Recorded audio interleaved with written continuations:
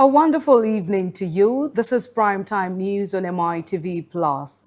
I am Layo Shobo for Lauren Shaw in our top stories for tonight. Tinubu seeks Senate approval for $516 million loan for Sokoto Badagry Highway. Federal government disburses over 5 billion naira to 518 communities through UBEC. Police constable recruitment exams get April 28 to 30 date. And on the foreign scene, US-Israeli war on Iran will push 30 million back into poverty, United Nations warns. In sports, ex-Ivory Coast footballer Traore sentenced to 3 years for rape. And now the news in details. President Bola Ahmed Tinubu has forwarded to the Senate for approval a $516.3 million foreign loan to finance key sections of the proposed Sokoto-Badagry Superhighway, a major road infrastructure project expected to boost trade and connectivity across the country. The request, contained in a letter read on the floor of the upper chamber by Senate President Godswill Akpabio, seeks approval for financing from Dutch Bank for sections 1, 1A, and 1B of the project, and for the loan to be added to the federal government's existing borrowing plan. The proposed 1,000-kilometer highway will link Sokoto, Kebbi, Niger, Kwara, Oyo, Ogun, and Lagos states, stretching from Ilela to Badagry, and is expected to improve road safety, cut travel time, and stimulate economic activities. Speaking on the project, Senator Adamu Aliero praised the initiative, saying the superhighway will strengthen national security and drive economic growth. Drawing board for more than 55 years. And it has only come to reality. How many years? 55 years. 55 years. It has been on the drawing board for the last 55 years. And I want to tell this hollow chamber, and indeed Nigerians, that this project is now a reality. I have inspected the project, and I have seen progress that has been made. I'm highly impressed with what I saw.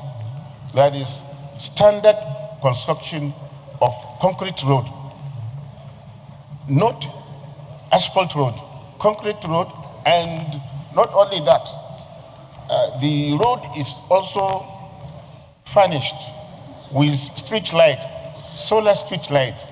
For the resolution of the National Assembly to approve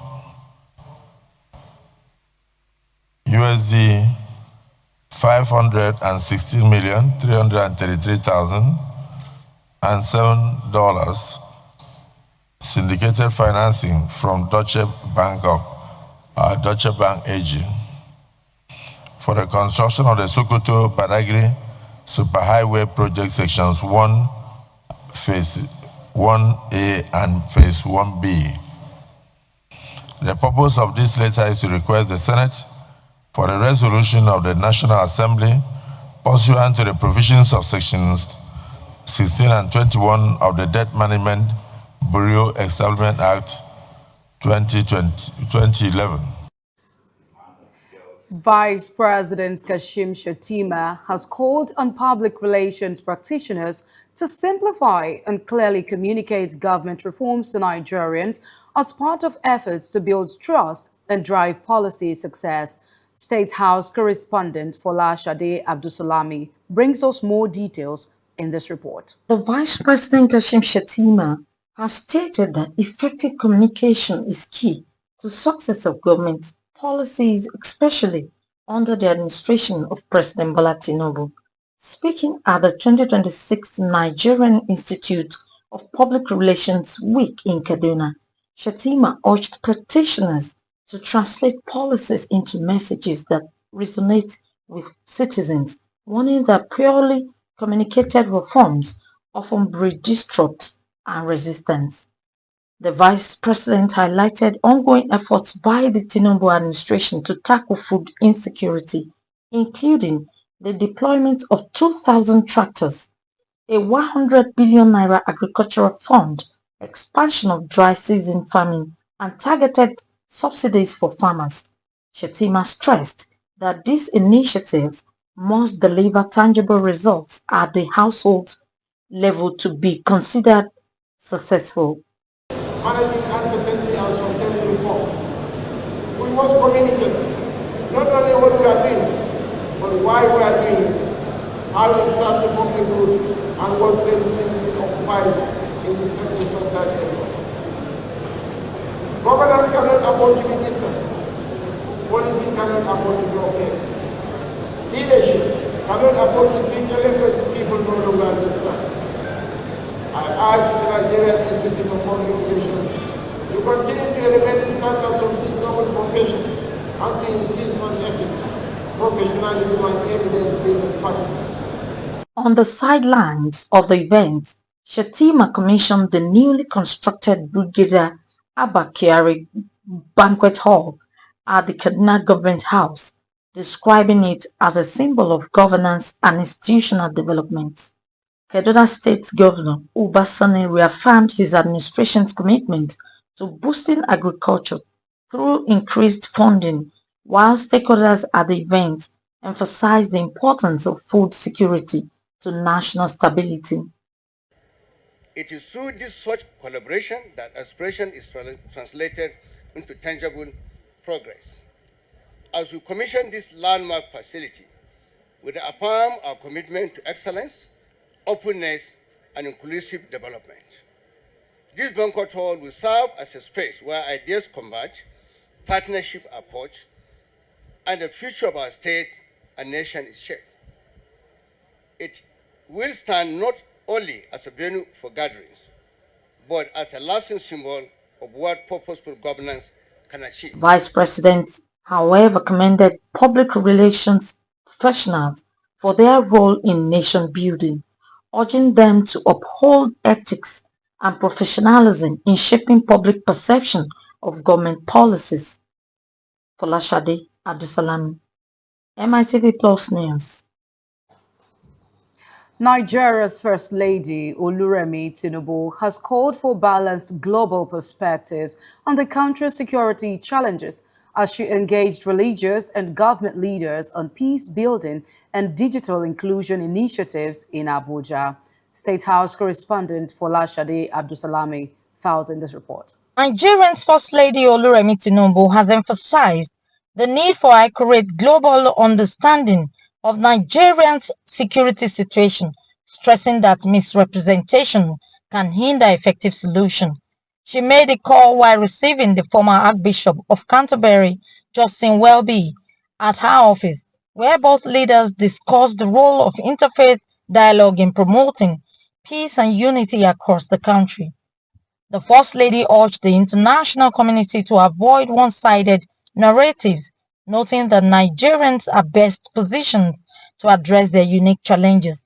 And he invited me to work with him with Christian and Muslim leaders in Nigeria to try and renew and deepen the dialogue between them and the personal relationships between them in recognition of the need for that, and also as a small contribution to the work that His Excellency the President, your husband, leads across the nation. I want to first thank you for saying publicly that whatever religious differences we're having in Nigeria, it has to be handled by Nigerians.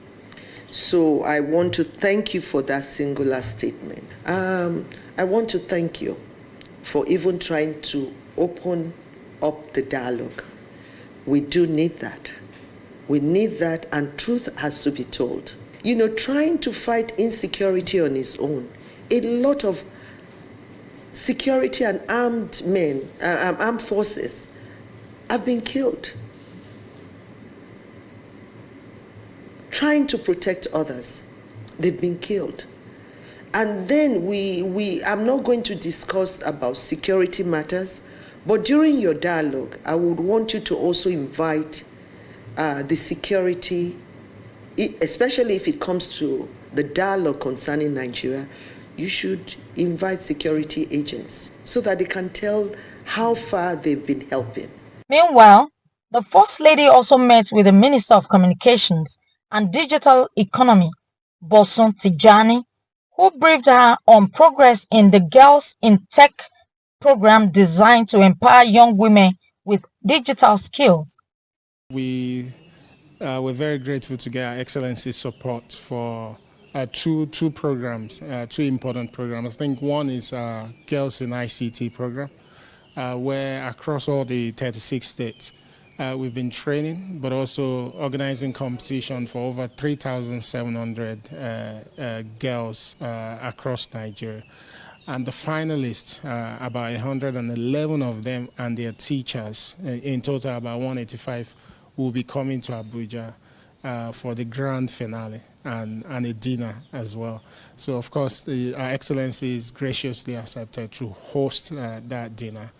Folashade Abdusalami, MITV Plus News. The Senate has called for immediate federal government intervention to tackle a worsening erosion crisis in Edo's Central Senatorial District, warning that several communities in Eastern face the threat of extinction. The resolution followed a motion sponsored by Senator Joseph Ipea, who described the situation as an environmental emergency with far-reaching consequences. Supporting the motion, Senator Adams Oshiomhole said the magnitude of the crisis has overwhelmed the Edo State government. Meanwhile, Senator Abdul Nengi called for a probe into the activities of environmental agencies, questioning their effectiveness in addressing the growing threat. Presiding over the session, Senate President Godswill Akpabio announced that the Senate will convene a special session to address the broader issue of erosion, particularly as it intensifies in the southeast and spreads to the south-south. Urgent need for immediate federal intervention to address escalating ecological degradation across Eastern land in the Edo Central Social District. Also note that Ewu Gully erosion in Eastern Central local government has expanded, cutting off access routes, trying to engulf residential and commercial areas in Eastern West. And I think the Constitution envisages situation such as the one that my distinguished brother Ikpea referred to when he created Ecology Fund to be deducted at source. Therefore, those funds are available. I urge you, Mr. President, the common Senate President that you are, to lend your weight and the weight of these hallowed chambers to convince the office of the Secretary to the Government of the Federation. Because this is not just about talk shop, we need to reflect back on the emotion of this nature arising as it arises today, to ask the chairman of that particular committee in the course of debates of this nature to give us a synopsis, Mr. Chairman, Mr. President, how much has gone into this ecological development fund? How much annually? How much was in 2015? And how much in 2016? And what has so far been carried out? Erosion is a big problem also. Gully erosion. In many parts of the southeast, you can't believe, buildings are collapsing, people's houses are going down, farmlands are lost as a result of ecological issues. So I think there will be a day we have to do a national emergency on gully erosion and all that, because we are losing even small portions of land left in southeast Nigeria. And now, of course, most parts of south are also affected, like what we have seen now in Edo State. Thank you for bringing this up, and I do hope our Committee on Legislative Compliance will immediately take this up and ensure that actions are taken and the Senate is appraised of it in future. Leader of the Senate. The Senate has condemned the renewed wave of terrorist attacks across Nigeria, particularly those targeting military formations, warning that the trend poses a serious threat to national security. The Senate has raised alarm over the resurgence of terrorism attacks in parts of the country, describing the development as a major threat to peace and stability. The resolution followed a motion sponsored by Senate Whip Tahir Monguno, who expressed concern over recent deadly assaults on military formations. Lawmakers during deliberations on Wednesday called for urgent and decisive actions to curb the growing insecurity. Senator Alin Dume further stressed the need for comprehensive strategies to address the situation, while Senate Majority Leader Abba Moro highlighted recent killings in Benue South and urged immediate government interventions. Deputy Senate President Jibrin Barau, who presided over the session, assured lawmakers that President Tinubu has been fully briefed and is taking steps to tackle the security challenges. The Senate notes with deep concern the recent attacks on military formation leading to casualties among troops, including Brigadier General Usaini Braimo, Colonel Mohamed Isaya, Captain A.M. Ismat, Lieutenant Kelvin Pestuns, and 13 other soldiers. Aware that these recurring attacks on Monguno, a strategic garrison town, and Benishek, a key town along Damaturu-Maiduguri Highway, demonstrate a deliberate attempt by insurgents to undermine military operations and disrupt humanitarian and commercial access routes. I am Senator Alin Dume, representing Borno South. Mr. President, the Chief Whip has said it all, and the motion also confirms what we are going through in the Northeast. What is happening in the Northeast, particularly Borno, is being felt everywhere, in the North Central, in the Northwest. Ankpali Ediku was attacked in January 2025, and only in April 2026, Ankpali Ediku has been attacked again, leaving in the wake of it several deaths and property destroyed. The leadership here, that the President and Commander-in-Chief is doing very, very well, working very hard to deal with this matter, even though it's a matter that has global dimension. The issue of insurgency, the IC, Boko Haram, and the rest, these are insurgents that wreak havoc on people of several countries in West Africa. In a solemn moment, senators observed a minute of silence in honor of fallen soldiers and affected civilians. The Senate also urged the federal government to strengthen military training on civilian protections and ensure strict adherence to rules of engagement and international humanitarian law. The House of Representatives on Wednesday called for immediate federal government intervention to stabilize agricultural produce prices amid mounting losses by farmers nationwide. The resolution followed a motion by Honorable Bamidele Salam, who warned that a sharp and persistent decline in farm gate prices of staples like cassava, rice, and yam is inflicting monumental financial losses on farmers burdened by input costs and loan obligations. Our correspondent, Comfort Olayinka, reports. Bamidele Salam attributed the crisis of weak post-harvest system, citing the absence of structured off-takers, inadequate storage, poor processing capacity and limited market access, which of worsened goods conditions and price volatility. The House urged the Ministry of Agriculture and Food Security to introduce price support mechanisms and structured off-taking arrangements, expand storage and agro-processing infrastructure, and develop sustainable price stabilization policies, while mandating its Agricultural Committee to investigate the root causes and report within 2 weeks. Acknowledges the strategic role of government intervention through price stabilization mechanisms, off-taking, buffer stock programs, and structured commodity off-taking scheme systems in cushioning farmers against market volatility. The House resolves to 1. Urge the Federal Ministry of Agriculture and Food Security, in collaboration with the relevant agencies, to urgently design and implement remedial measures by establishing structured off-taking arrangements and price support mechanisms to cushion the effects of the adverse effect of the sharp decline in farm produce prices on farmers in the country.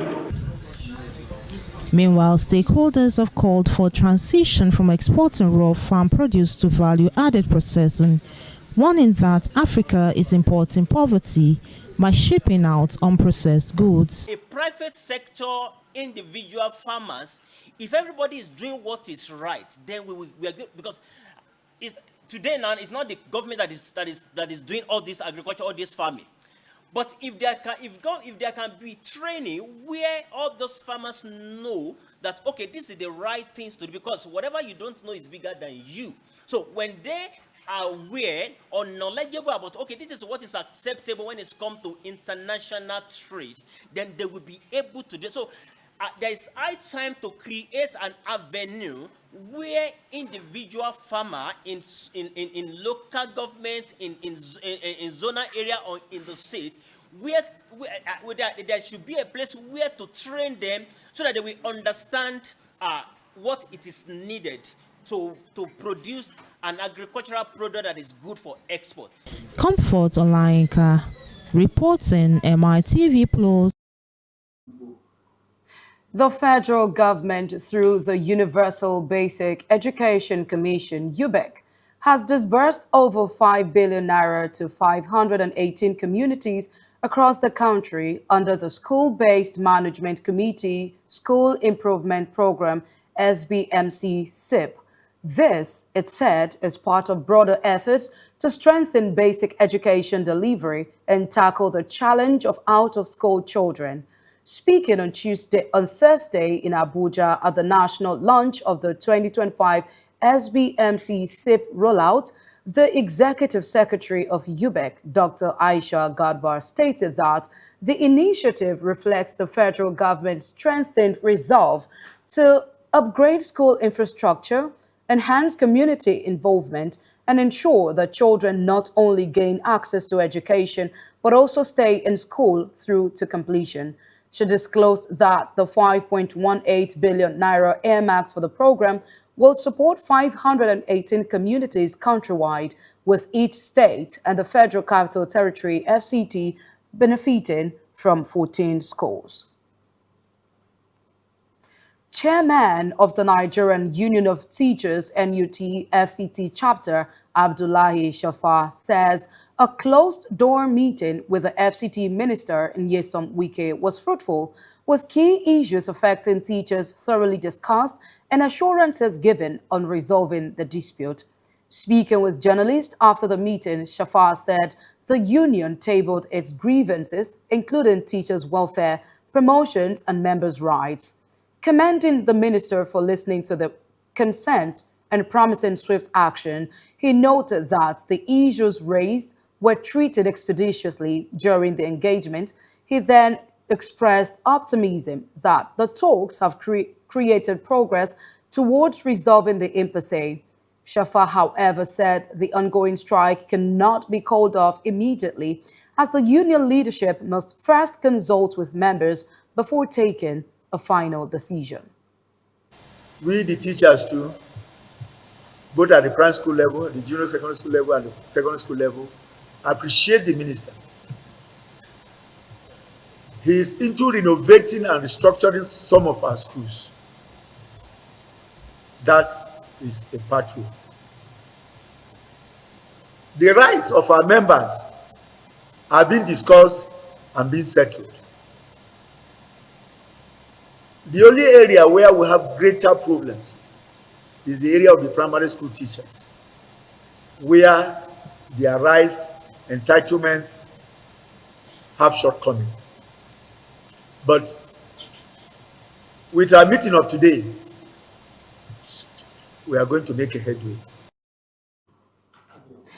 The 19th Lagos State Executive Legislative Parley ended with a strong call for deeper collaboration among the three arms of government to drive inclusive governance and development in the state.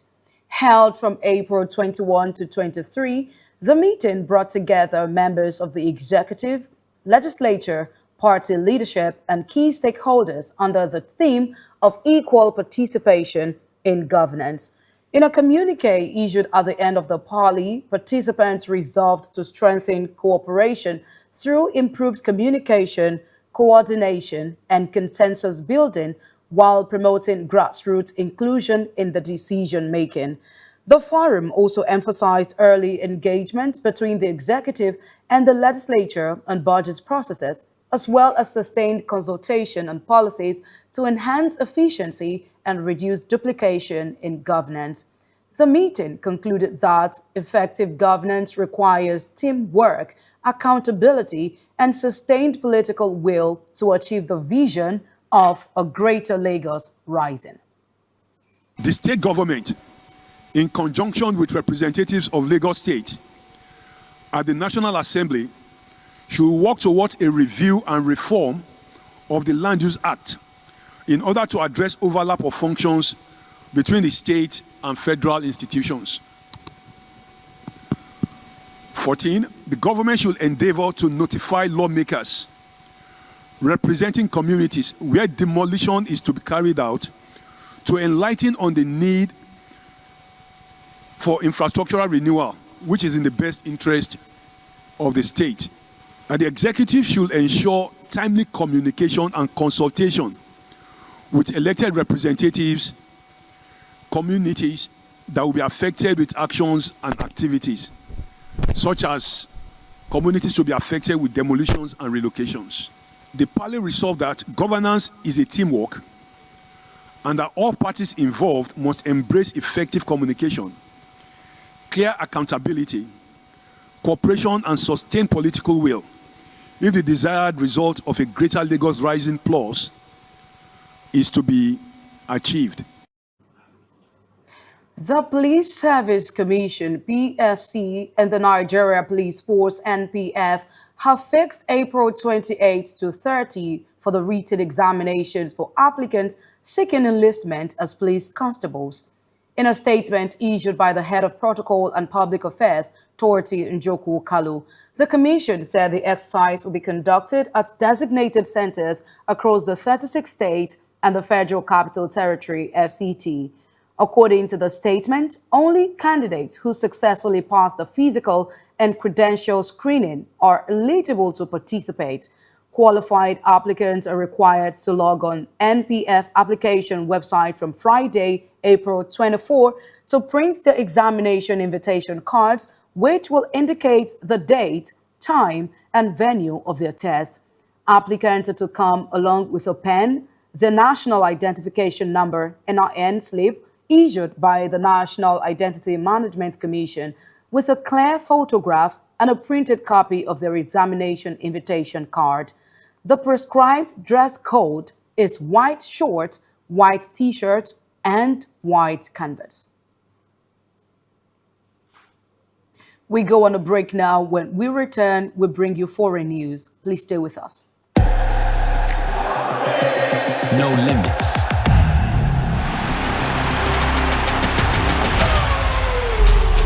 Welcome to the Africa Magic Viewers' Choice Award. This isn't a reset. It's an evolution. Arsenal at the top of the Premier League table. We're going to build our paradise here on earth. He looks up and he makes contact with his old rival. Moments turn into memories, history into legacy. Anything can happen.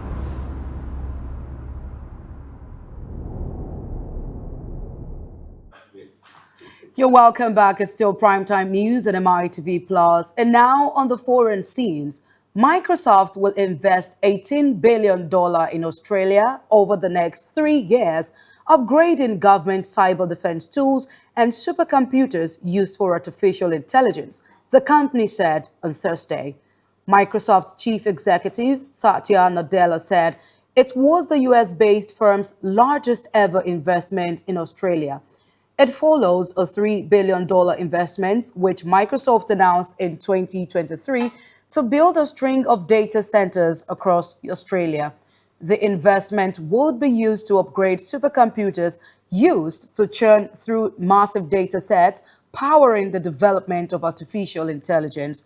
Microsoft is also working with the Australian government to bolster its cybersecurity.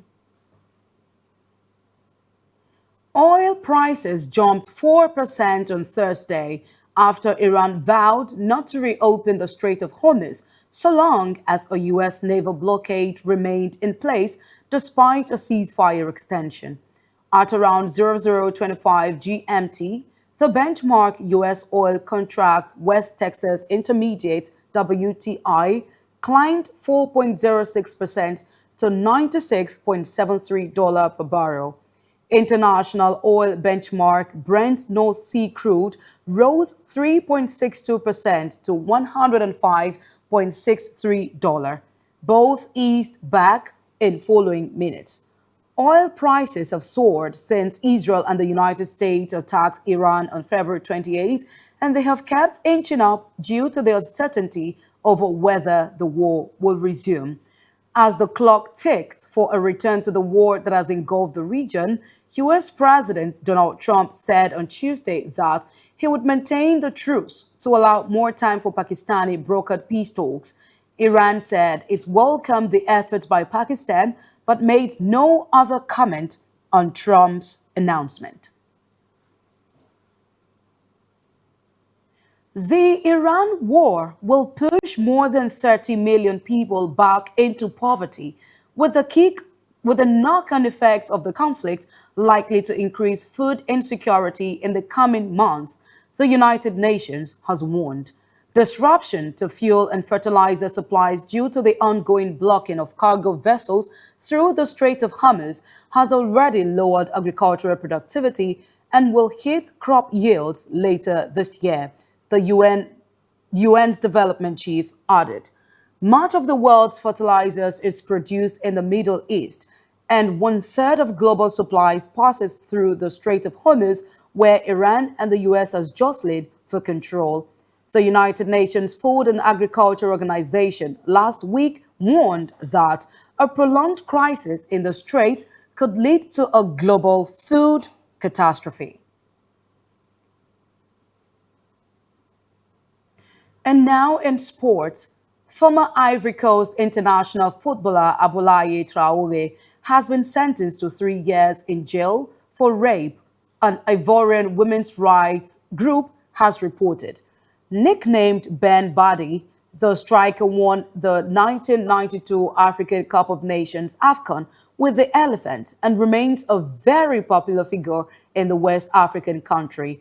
In a statement, the Ivorian League for Women's Rights said that the Bouaké court handed down the 3-year sentence on Wednesday, hailing a significant advance in the fight against impunity for sexual and sexist violence. Besides the jail term, the court ordered the payment of 15 million sefa to the victim and a 5-year ban on appearing in the central region. According to a judicial source, the footballer was found guilty of having non-consensual sexual relations in March 2021 with a woman who was 21 years old at the time. Former Blackburn Rovers player and coach Tony Parks has died at the age of 76. Parks was synonymous with Rovers after playing and working for them for 34 years. He made over 400 appearances as a midfielder before going on to work under 16 different managers, including Kenny Dalglish, during the Premier League title-winning season in 1994 to 1995. Parks also had 6 different spells as caretaker manager for Rovers before he left in 2004. In 2020, he was diagnosed with Alzheimer's disease, and his daughter Natalie announced that he had died on Wednesday. And that brings us to the end of Primetime News tonight. Thank you so much for watching. Do well to follow us on all our social media platforms at MITV+_NG on Facebook, Instagram, TikTok, and X. You can also watch our programs live on YouTube at MITV+_NG. Remember to click the like and subscribe button. I am Layo Shobo for Lauren Shaw. Do have a good night.